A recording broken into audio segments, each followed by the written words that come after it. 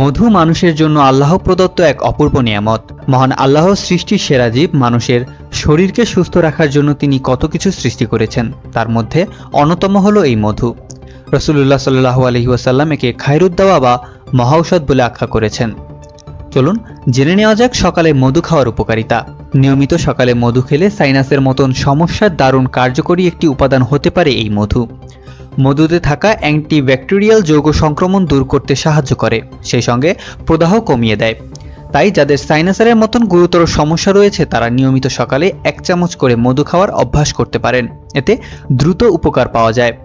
মধু diarrhoea ও কোষ্ঠকাঠিন্য দূর করে, অনিদ্রা, হাঁপানি, ফুসফুসের সমস্যা, অরুচি, বমিভাব, বুকে জ্বালা করা রোগ সহ ইত্যাদি রোগের নিরাময় করে থাকে। মধু দেহের ফ্যাট কমায়, যা ওজন কমাতে সাহায্য করে। হালকা গরম পানিতে থাকা মধু উজ্জ্বল পুষ্ট ত্বককে উন্নীত করতে সাহায্য করে।